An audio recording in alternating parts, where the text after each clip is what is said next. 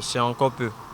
Pourquoi? Parce que si on se documente un peu sur les autres pays, nous sommes vraiment inférieurs. Je pense que le SMIC doit de toutes les façons augmenter, hein, parce que le coût de vie augmente, donc le SMIC doit augmenter.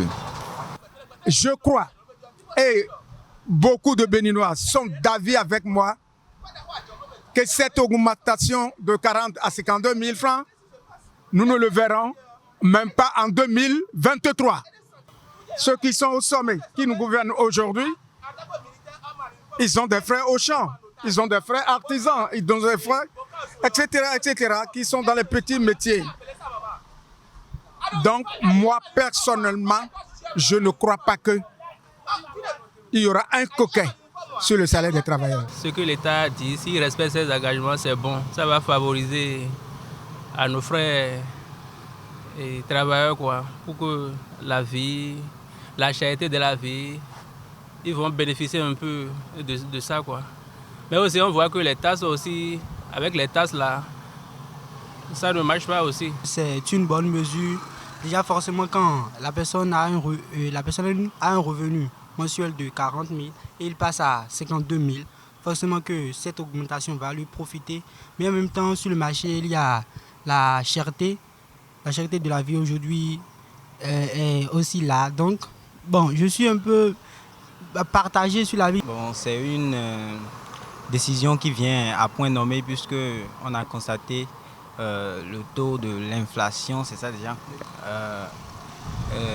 Le pouvoir d'achat est très faible par rapport à l'inflation. Donc le président Talon lui-même a reconnu le faible pouvoir d'achat des Béninois, ce qui l'a amené à prendre cette décision très importante. Même si ce n'est pas encore l'idéal, ça fait quelque chose quand même. C'est encore une autre face cachée de l'iceberg. Parce que quand le SMIC était à 40 000, est-ce que vraiment tout le monde ou bien tous les employés, tous ceux qui ont eu la possibilité d'être employés ou d'être salariés quelque part, et disons dans une entreprise, dans n'importe quelle structure, est-ce qu'ils avaient bénéficié de ces 40 000 francs? Est-ce qu'il y avait un suivi rigoureux qui a été fait en ce moment? Non, moi je ne pense pas.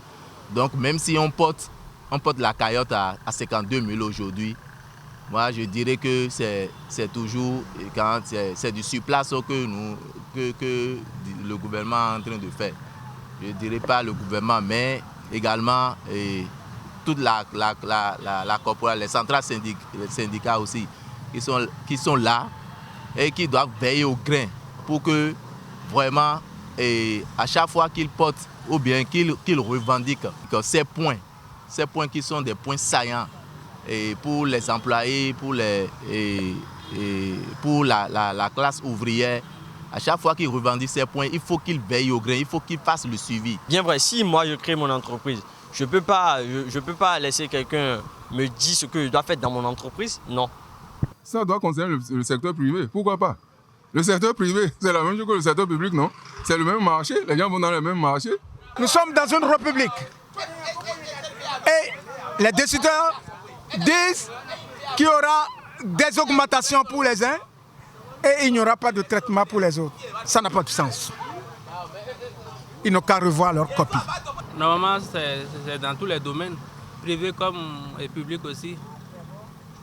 Nous sommes les mêmes. Si cette mesure s'applique aux Béninois qui sont dans le secteur public, normalement, ça doit s'appliquer aussi à ceux qui sont dans le secteur privé. Parce que ceux qui travaillent dans le secteur privé participent également à l'évolution du pays. Pour cette décision, l'État a des raisons à avancer, mais bon, je dirais que pour les Béninois, c'est mal perçu puisque nous sommes quand même tous Béninois, même si nous travaillons tous, si d'autres travaillent dans le secteur privé, au moins il y a quand même un concours ou bien qui participe quand même à l'économie nationale. Quand la rencontre entre les syndicats et le chef de l'État et le gouvernement avait eu lieu, et le président de la République émettait le vœu déjà qu'un contrôle de façon rigoureuse se fera par rapport au secteur privé. Parce qu'aujourd'hui, nous savons tous que c'est le secteur privé qui emploie plus. J'attends que le gouvernement fasse les diligences nécessaires pour aller au contrôle, comme il a dit, que aucun secteur privé maintenant ne doit plus employer au noir.